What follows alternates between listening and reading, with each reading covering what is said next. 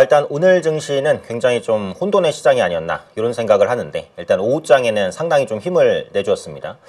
제 개인적으로는 오늘까지는 좀 조정을 보이고 내일부터 좀 반전이 시작되지 않을까 이런 예상을 오전에 살짝 했었는데, 그 예상을 깨고 개인 자금의 힘이 엄청나다는 것을 좀 보여줬습니다. 근데 제가 최근에 들어서 말씀드리는 거는 시장의 방향성보다는 변동성, 그 부분에 대해서는 계속해서 말씀을 드리고 있어요. 어차피 시장이라는 것은 뭐 상승, 하락 이런 것들을 예측할 수도 있지만 잘 맞지는 않습니다. 근데 중요한 건 변동성, 위아래로 등락폭이 클 것이다 라는 말씀은 많이 드렸고, 오늘도 그 변동성이 굉장히 크게 나타났습니다. 이건 비단 오늘만의 문제가 아니고요. 아마 이번 주 후반 그리고 다음 주까지도 이런 변동성은 계속될 겁니다. 이 변동성은 항상 말씀드리지만 위기이자 기회입니다. 그래서 우리는 위기가 아니라 기회로서 이 변동성을 좀 잘 활용해야 되지 않을까 싶고요. 그런 변동성을 잘 활용하는 전략 저와 함께 짜가시면 좋지 않을까 생각됩니다. 자, 개인의 자금이 돋보인 시장이었습니다. 그래서 오늘도 역시나 외국인은 매도를 했지만 그래도 개인의 힘이 지수를 끌어올리는 모습을 보였고요. 삼성전자는 아쉽게도 아직은 이게 타결이 안 됐습니다. 노사 사후 조정이 결렬이 되는데, 뭐 정부에서는 이제 이런 부분들을 좀 강제할 수도 있다 이런 언급도 나오더라고요. 근데 강제하는 것까지는 아직은 조금 신중한 것 같기는 하고, 정부가 나서서 삼성전자와 노사의 조율을 잘 하겠다 이렇게 이제 밝히고 있습니다. 그래서 지금 총파업을 예고하기는 했어요. 근데 총파업까지 한 일주일 정도 시간이 남았죠. 그래서 그 안에 정부가 개입해서 좀 해결을 하지 않을까 이런 기대감도 있습니다만 아직은 불확실성이 남아있기는 합니다. 근데 요것 때문에 또 삼성전자가 하이닉스보다 많이 좀 그 갭이 벌어지는 그런 부분도 있어요. 그래서 요거는 또 투자에 대한 기회가 될 수 있지 않을까. 저는 극적 타결 쪽에 조금 더 무게를 두기는 합니다. 근데 총파업으로 가면은 일단 지수가 한번 흔들릴 수는 있는데요. 또 그때도 어떻게 보면 또 저가 매수의 기회가 될 수도 있지 않을까. 반도체의 성장 스토리는 아직 끝나지 않았으니까요. 그리고 오늘은 제가 삼성 파운드리에 대해서 뒤에 자료를 준비를 했어요. 앞서 시황 때 예고를 해드렸죠. 이 시간을 통해서 파운드리 관련된 얘기를 하겠다. 그래서 뒤에 한번 설명을 드리고요. 알테오젠에 좀 의미 있는 이슈가 나왔습니다. 미국의 특허 심판원의 이제 할로자임 특허가 무효가 났고, 그러니까 이게 아주 뭐 새로운 이슈라고 보기엔 좀 어려워요. 왜냐면 그동안 우리는 대부분 예측을 했어요. 아마 할로자임의 특허는 무효가 될 거야 라고 우리는 거의 다 예상을 해왔습니다. 그러다 보니까 그게 이제 예상대로 나왔다고 했을 때 일단 호재가 되기는 했지만, 그러니까 우리가 아예 생각을 못했었던 부분은 아니었기 때문에 일단 기본적으로는 수급이 들어왔지만 그 수급이 뒤에까지 미치지는 못했어요. 그래도 일단은 불확실성을 좀 해소했고 알테오젠이 반등을 시도하고 있기는 하기 때문에 제약바이오주의 반등이 조금씩 나오는 게 아닐까 이런 기대감은 해봅니다. 요건 앞서 시황에서도 말씀을 드렸지만 일단 기본적으로 알테오젠이 좀 올라줘야 제약바이오주 분위기가 개선될 수 있다라고 봐요. 그래서 알테오젠이 없으신 분들도 알테오젠의 주가는 꾸준히 체크해 보실 필요는 있다 이렇게 생각을 합니다. 양자보안 관련된 이슈가 살짝 있었는데 정부가 양자보안 체계 구축을 의무화하겠다라고 했습니다. 그래서 국내 이제 양자보안 관련주 하면 SK텔레콤이 대표적이고요. 그다음에 엑스게이트나 드림시큐리티 뭐 이런 종목들도 있는데, 국내는 양자 컴퓨터 관련주로 매칭시킬 만한 종목은 사실 잘 없어요. 양자 암호 관련주들은 조금 있습니다. 양자 암호와 양자 컴퓨팅은 똑같이 양자 기술을 활용하기는 하지만 그 난이도 측면이 하늘과 땅입니다. 양자 컴퓨터가 훨씬 더 어려워요. 그러니까 양자 컴퓨터든 양자 암호든 큐비트, 그러니까 큐비트의 중첩과 얽힘이라는 형상을 바탕으로 해서, 그러니까 컴퓨터는 이제 모든 연산을 0과 1로 하는데 큐비트는 0도 1도 아닌 그 동시의 상태를 가집니다. 이게 이제 양자 컴퓨터의 핵심인데 그 동시의 상태를 유지하는 게 엄청 어려워요. 작은 이제 접촉에도 이게 풀리거든요. 그러면서 계산이 엉켜버립니다. 그래서 요런 큐비트를 많이 통제하면 통제할수록 양자 컴퓨터 기술이 높은 건데, 그러니까 글로벌적으로는 IBM이 이 시장을 선도를 하고 있고요. 그 다음에 구글이라든지 마이크로소프트 이런 업체들이 좀 후발주자로서 양자 컴퓨터 시장에 뛰어들고 있습니다. 물론 개별주로는 이제 아이온큐나 리게티 컴퓨팅 같은 종목군들도 있죠. 근데 국내에서는 대부분 엮인 종목이 양자 컴퓨터주라고 보기엔 조금 어렵고요. 양자 보안주예요. 그래서 앞으로 양자 보안주에 일부 좀 움직임이 나올 수 있다. 그 부분 보겠습니다. 나중에 또 기회가 되면 제가 양자 컴퓨터 관련해서 좀 깊게 설명드리는 시간을 또 갖도록 할게요. 자, 특징 섹터 한번 보겠습니다. 오늘 현대차 그룹이 주인공이었던 것 같아요. 현대차 신고가 돌파를 시도하고 있었고요. 현대모비스는 뭐 진작에 뚫어냈고요. 기아는 가장 느리기는 한데 그래도 엉금엉금 따라는 가고 있습니다. 아무래도 탄력적으로 기아가 확실히 약하기는 해요. 근데 그만큼 좀 싸기 때문에 만약에 자동차주가 조정을 받아도 조정폭은 제일 적을 수도 있기는 하거든요. 그래서 각각의 장단점을 가지고 좀 움직였다. 제가 이제 에이전틱 AI에서 피지컬 AI, 휴머노이드로 넘어간다라는 말씀을 자주 드렸는데 오늘 주가에서도 휴머노이드 로봇이 확실하게 좀 불을 뿜는 그런 모습이 나왔고요. 기판주가 역시 또 강했습니다. 삼성전기, 대덕전자, LG이노텍. 이 기판에서의 쇼티지가 있다라는 말은 계속 나오죠. 참 차트를 보면 무서워요. 그러니까 지금 따라갈 수 있을까? 이런 생각을 하게 하면서도 또 갑니다. 신고가 따라잡기를 하는 분들이 가장 직접적으로 매매를 하는 종목인데 고점 종목을 매매할 때는 손절가를 잡는 게 필수라고 말씀을 드렸죠. 그래서 그런 부분들은 유념을 하셔야 될 것 같고요. 유통주도 참 놀랐습니다. 신세계가 굉장히 서프라이즈한 실적을 냈고요. 롯데쇼핑까지 백화점주 상당히 많이 올랐고 편의점주까지도 자극이 됐습니다. 특히 이제 고유가 피해 지원금 지급이 시작이 됐어요. 그래서 1차에 받으신 분도 있고 대부분은 이제 2차에 신청을 하실 건데 다음 주 월요일부터 신청합니다. 그래서 다음 주 월요일부터 출생연도 끝자리에 맞춰서 월, 화, 수, 목, 금 맞춰서 신청하시고 토요일에는 전부 다 신청 가능. 이렇게 이제 되니까 다음 주 월요일부터예요. 고유가 피해 지원금 70%니까 아마 많이 대상 되실 거거든요. 잊지 말고 좀 신청하시고 이 고유가 피해 지원금이 편의점에서 쓸 수가 있잖아요. 기본적으로. 과거에 그 소비 쿠폰이 지급됐을 때 편의점 매출이 10% 정도 견인이 됐습니다. 그래서 이번에 고유가 지원금이 또 나오면 편의점의 실적이 견인될 수 있거든요. 그래서 그 부분도 한번 보시면 되고요. 오늘은 약간 좁혀서 시스템 테스트 업체들이 좀 올랐어요. 두산테스나 네페스아크 급등했는데 이 종목들은 삼성 파운드리의 실적이 개선될 때 올라가는 종목입니다. 그 말은 뭐예요? 삼성 파운드리가 생각보다 빠르게 좋아지고 있다는 것을 의미하죠. 뒤에 좀 더 설명을 드리고요. 전선주, 대원전선, 가온전선. 오늘은 차익 매물이 나왔습니다. 그러니까 전선주의 그 스토리, 성장 스토리 자체가 훼손되지는 않았는데 일단 기본적으로는 좀 차익 실현 매물이 나왔어요. 그러면서 약간 이제 조정받는 모습들. 이게 이제 추세적인 조정으로 갈지는 좀 더 지켜봐야겠지만 워낙 많이 올랐으니까 언제 수급이 빠져나와도 이상할 거는 사실은 없어요. 그러니까 기판주도 지금 워낙에 많이 올랐잖아요. 그래서 언제 흔들려도 이상할 거는 없어요. 그래서 흔들리는 시점에 있어서는 비중 조절을 하시고 근데 현재 보유하고 있다면 굳이 빠르게 매도할 필요는 없겠죠. 이렇게 이제 구분해서 대응하실 필요가 있을 것 같습니다. 이슈들 간단히 한번 볼게요. CME에서 그 컴퓨터 선물 시장 출범 예정돼 있는데 요게 오늘 나온 이슈는 아닌데 오늘 기사로 다시 한번 좀 회자가 됐어요. 컴퓨터 선물 시장이라는 건 뭐냐면 빅테크들이 AI 산업을 영위할 때 그러니까 보통은 칩을 사서 데이터 서버를 구축해서 AI 산업을 영위를 합니다. 근데 이걸 구축 못하는 업체들 있죠. AI 데이터 센터를 구축하는 거는 정말 어마어마하게 돈이 많이 들어갑니다. 그러니까 우리가 쉽게 생각하는 엔비디아의 GPU 그 작은 칩 하나가 5천만 원이 넘어요. HBM 실제로 가로 세로 보시면은 1cm, 2cm 이거밖에 안 되거든요. 그게 100만 원이에요. 그런 칩을 어마어마하게 적층해서 그걸 서버, 렉, 그리고 데이터 센터 단위까지 늘리면 말도 안 되게 돈이 듭니다. 진짜로. 그래서 이런 것들을 직접 구축하지 못하고 빌려서 그러니까 서버를 빌려서 이렇게 영위하는 AI 기업들이 많거든요. 그래서 그걸 빌리는 값, 그러니까 데이터 센터에 데이터를 빌리는 값, 그거를 이제 선물로 출시를 하겠다라는 거예요. 그만큼 이제 AI 데이터 센터의 데이터가 지금 우리가 쓰는 전기나 아니면은 원유같이 공공으로서 어떻게 보면은 하나의 이제 잣대가 될 수 있는 그런 시대가 왔다는 거예요. 그래서 앞으로는 AI 시대의 이런 흐름들을 요 컴퓨터 선물 시장에서 좀 찾아볼 수 있지 않을까? 이런 생각이 있습니다. 약간의 상징적인 기사라서 제가 가지고 와봤고요. 그다음에 젠슨 왕이 트럼프 방중에 막판에 합류했어요. 어제까지만 해도 이게 미중 정상회담이 이제 곧 열리잖아요. 중요하다고 보는데 젠슨 왕이 원래 빠졌었거든요. 멤버에서. 근데 오늘 기사 보시면 갑자기 또 막판에 합류했다고 합니다. 그러니까 지금 트럼프 대통령은 반드시 여기서 성과를 내야 돼요. 반면에 시진핑 주석은 성과를 별로 안 내도 되거든요. 그러니까 이번 회담은 미국 입장에서 조금 더 이제 조급한 그런 회담입니다. 젠슨 왕까지 데려갔다는 것은 이제 뭐 블랙엘 칩이라든지 이런 것들을 중국에 팔 수도 있지 않을까? 이런 기대감이 좀 부각됐어요.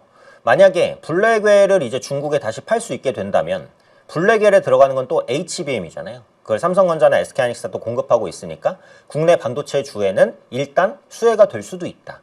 이렇게도 볼 수 있고 다르게 합의할 수도 있어요. 예를 들면 지금 중국의 메모리 업체들, 창신 메모리나 양쯔 메모리 이런 업체들이 있습니다. 삼성전자나 SK하이닉스, 마이크론에 비할 바는 아니지만 이들도 굉장히 쓸만한 메모리들을 생산하고 있어요. 그런 것들을 뭔가 도입하기 시작한다라고 한다면 또 약간의 국내 경쟁 이런 요소가 생길 수도 있을 것 같아요. 젠슨 황이 이제 트럼프 방중에 합류했다는 건 일단은 긍정적인 쪽으로 좀 더 생각은 합니다. 우리 반도체. 하지만 거기서 어떤 식으로 협의가 나올지에 따라서 결과는 좀 다를 것 같아요. 앞서 말씀드린 대로 블랙웰이라든지 이런 것들을 그냥 파는 것, 요 정도면은 수혜가 될 것 같고요. 근데 중국의 칩을 미국이 쓰는 것까지 간다라고 한다면 여기서는 조금 판이 달라질 가능성도 있습니다. 그래서 미중 회담 관련된 후속 이슈들을 좀 체크해 보실 필요가 있을 것 같고, 자, 그리고 1조 원 이상의 ETF가 지금 100개에 육박한다고 합니다. 그러니까 요즘에 ETF를 통해서 투자하시는 분들이 많다 보니까 ETF의 규모도 엄청 늘어났어요. 근데 저는 이제 ETF 투자에 대해서 긍정적으로 생각한다는 말씀을 많이 드립니다. 저는 지금도 마찬가지예요. 지금도 뭔가 투자를 하신다면 개별주 공부하셔서 하시는 것도 물론 좋습니다만 ETF를 통해서 분산 투자하는 것도 좀 괜찮은 생각이다. 저는 이렇게 말씀을 드리죠. 그래서 예를 들면 지금 제약바이오주가 많이 빠져 있으니까 제약바이오주 ETF를 분할 매수하던가 이런 전략은 저도 지금도 가능한 전략이라고 생각을 해요. 그래서 뭔가 이제 섹터가 조금 좋아지거나 낙폭이 커서 한번 접근하고 싶은데 개별주로는 조금 손이 안 나간다. 그러신 분들은 ETF를 통한 분산 투자, 분할 매수를 충분히 전략적으로 접근할 수 있지 않을까.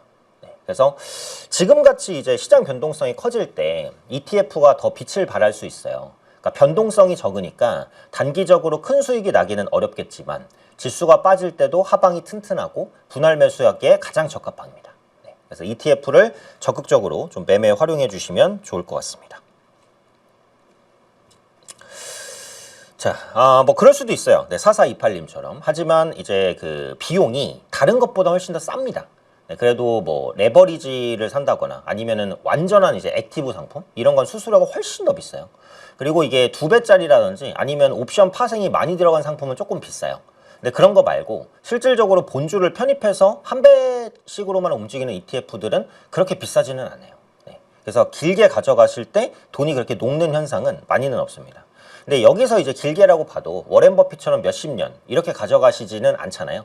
한국에서는 1년, 2년 보유해도 장기 투자라고 하긴 하거든요. 그래서 그 정도를 노리신다면 ETF를 통해서 접근할 수 있지 않을까 이런 생각은 있습니다. 자, 앞서 말씀드린 대로 파운드리를 한번 볼게요. 요즘에 삼성 파운드리가 생각보다 빠르게 개선이 되고 있어요. 그래서 투자 전략으로도 충분히 접근할 만하고 지금 주요 고객을 보시면 그룹 가장 중요한 고객이겠죠. 엔비디아가 사실상 인수한 기업 LPU 랭귀지 프로세서 유닛을 삼성 파운드리에서 생산을 합니다. 리벨리온, 암바렐라 등등등. 근데 이 밑에 기업들은 조금 이제 와닿지 않으실 것 같고 중요한 고객이 이제 테슬라입니다. 테슬라의 AI5, AI6 칩을 삼성 파운드리가 수주를 했죠. 자율주행용 칩이고요. 발표 시기는 25년 7월이었고요. 2나노에서 이제 진행이 됩니다. 근데 여기 미정이라고 돼 있긴 하지만 퀄컴, AMD, 애플, 메타, 브로드컴도 굉장히 가능성이 높아요. 그래서 퀄컴의 스냅드래곤 이것도 가능성이 꽤 높고요. 근데 이제 목적을 보면 다 파운드리 이원합니다.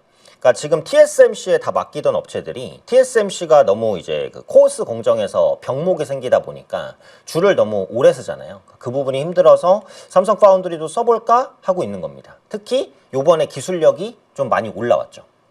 2나노 게이트 올 어라운드에서 삼성전자가 어느 정도의 성과를 좀 보여주고 있습니다. 그리고 TSMC의 코어스에 그 대비되는 기술인 아이큐브라는 기술을 또 삼성전자가 가지고 있어서 2.5D 패키징도 삼성 파운드리가 어느 정도 할 수 있어요.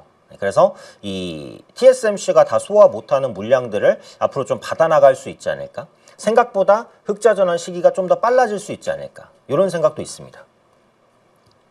그리고 이것도 한번 볼게요. 주요 AI 가속기의 성능 비교인데 엔비디아의 블랙웰 200이 이제 최상입니다. 연산 성능도 가장 좋기는 해요.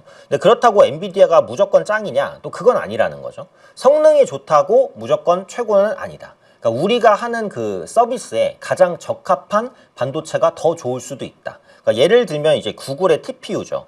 구글의 TPU 아이언우드 같은 경우는 연산 성능 자체는 엔비디아에 떨어지지만 자사에 딱 맞는 맞춤형 반도체, A직 반도체이기 때문에 오히려 어떤 부분에 있어서는 엔비디아의 칩보다 더 좋은 성능을 냅니다. 그리고 보통 이제 성능이 최상위권이 아닐 경우 전력 소모가 엔비디아 칩보다는 적어요. 그러니까 그런 부분도 당연히 장점이겠죠. 그리고 아마존에 이제 트레이니움이라는 칩이 있습니다. 그래서 아마존은 학습용 칩 트레이니움, 그 다음에 추론용 칩 인퍼런시아 이런 것들이 있는데 성능을 보시면 구글의 TPU나 엔비디아의 블랙엘보다는 확실히 떨어지지만 자사 AWS 전용이에요. AWS에는 아주 고성능의 그 칩이 들어가지는 않아도 관계는 없어요. 그러다 보니까 가성비가 높은 칩을 추구하죠. 그다음에 우리나라 업체들 리벨리온과 퓨리오사 AI의 레니게이드 이런 칩들을 보면 원래는 GDDR을 썼습니다. 기존의 이제 학습에. 근데 요즘에 HBM3를 적용하고 있어요. 그러니까 이런 기업에도 결국은 삼성전자나 SK하이닉스가 HBM을 넣는 거거든요. 그래서 HBM에 대한 신규 수요가 좀 발생한다. 그래서 리벨리온과 퓨리오사 AI들은 앞으로 계속 이슈가 나올 것 같으니까 꾸준히 체크해 보시면 좋겠고요. 메타도 이제 MTIA라는 칩을 합니다. 비교는 뭐 거의 의미가 없다라고 하는데 사실 지금 메타는 제가 볼 때 그 AI 경쟁에서 좀 많이 밀려 있어요.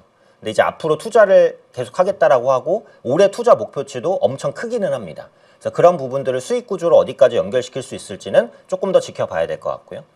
지금 여기에는 나와 있지 않지만 AMD도 칩을 팝니다. MI350, MI350X라는 칩인데 지금 범용적으로 칩을 파는 기업은 엔비디아랑 AMD 밖에는 없어요, 사실. 나머지는 거의 자사에 씁니다. 근데 앞으로 구글도 칩을 팔겠다고 하고 있죠, TPU를.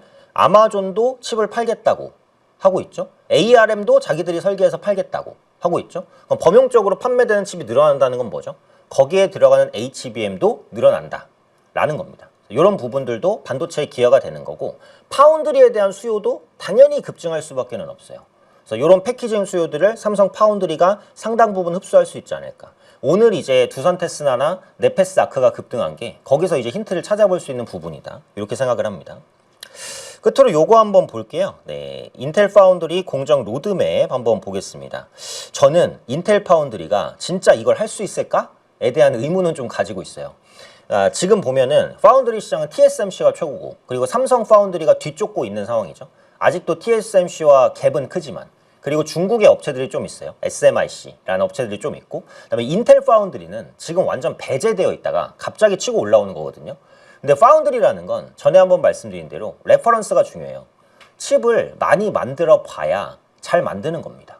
근데 인텔의 파운드리 공장은 거의 가동이 안 되고 있는 상태예요, 사실상. 그런데 갑자기 지금 하겠다는 게 뭐예요? 26년, 27년에 18A와 14A 공정을 하겠다고 합니다. 18A 공정은 1.8나노, 14A는 1.4나노예요. 지금 TSMC랑 삼성전자도 삼성 파운드리도 이제 3나노에서 2나노를 막 넘어가고 있는데 갑자기 인텔이 1.8나노와 1.4나노를 하겠대요. 여기서 성과를 확실히 낼 수 있을까? 저는 굉장히 의문스럽긴 하거든요. 그래도 어쨌든 자신감을 표명하고 일부 언론에서는 인텔 파운드리가 꽤 올라왔다라고 평가를 하긴 합니다. 좀 더 두고 봐야 되긴 할 것 같아요. 이 용어에 대해서 한번 말씀드리면 인텔은 그 나노라는 단위를 안 써요. 그러니까 TSMC도 몇 나노 몇 나노, 삼성전자도 몇 나노 몇 나노 하잖아요. 인텔은 요 A라는 걸 씁니다. 이게 뭐냐? 옹스트롬의 약자인데요. 1나노는 그 10억 분의 1m거든요. 근데 이 옹스트롬은 100억 분의 1m예요. 그러니까 나노보다도 더 작은 단위라고 보시면 됩니다. 그래서 여기서 18A라고 하면 18옹스트롬, 1.8나노고요. 14A라고 하면 14옹스트롬, 1.4나노를 의미합니다. 그러니까 뭐 목표는 이래요. 그러니까 우리는 좀 차별을 하겠다. 요것도 있는 것 같고 앞으로 예를 들어서 0.5나노 막 이렇게 가면 0.5나노 하면은 좀 그렇잖아요. 그래서 그런 것들을 OA 이렇게 표시하겠다. 이런 것 같기는 해요. 그래서 이렇게 용어를 통한 이게 전략들을 쓰기는 합니다. 그러니까 브랜딩이죠, 브랜딩. 네, 그래서 그런 브랜딩을 좀 쓰고 있다. 하지만 저는 아직은 인텔 파운드리를 좀 의심하고는 있습니다. 실제로 성과가 나올지는 좀 지켜볼 부분이에요. 네, 오늘은 살짝 약간 전문적인 얘기를 해봤고요. 앞으로 파운드리 관련된 주요 이슈들 추가적으로 있으면 한번 체크를 해볼게요. 자, 그리고 요거 보겠습니다. 네, 넥스트레이드에서 움직이는 종목들 한번 볼게요. 대화제약, 제약주 개별적으로 이게 풋모커가 이슈가 있었던 것 같아요. 경동나비엔 실적 좋았습니다. 필에너지, 요거 이제 2차전지 장비인데 실적 관련된 모멘텀이 조금 부각됐고요. 신세계가 상당한 어닝 서프라이즈를 냈어요. 그래서 신세계 인터내셔널도 같이 좀 실적이 좀 견인되지 않을까 이런 생각이고, 일부 화장품주, 그리고 앞서 말씀드렸던 양자 보안 테마 관련주, 그리고 로봇주도 조금 올라왔네요. 전반적으로는 호실적을 낸 종목군들이 좀 올라왔고, 그 다음에 유통, 그 다음에 로봇, 그리고 양자 보안, 화장품, 이런 섹터들이 일단 넥스트레이드에선 움직이는데 아주 이제 시장에 관심이 높은 종목은 크게 보이지는 않습니다. 그래서 실적과 여러 가지 성장성 있는 종목군들이 전반적으로 넥스트레이드에서 올라와 있다. 이렇게 봐주시면 될 것 같아요.